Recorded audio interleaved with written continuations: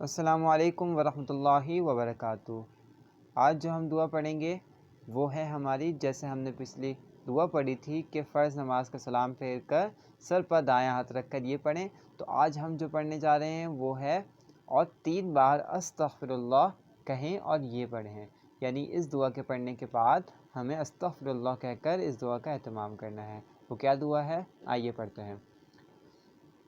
اللہم انت السلام ومنک السلام۔ دوبارہ پڑھیں گے، اللہم انت السلام ومنک السلام تبارکت یا ذی الجلال والاکرام۔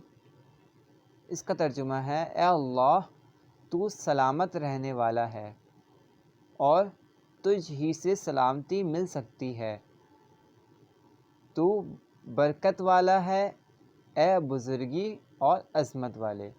بے شک تمام خصوصیات اللہ تعالیٰ کے اندر موجود ہیں۔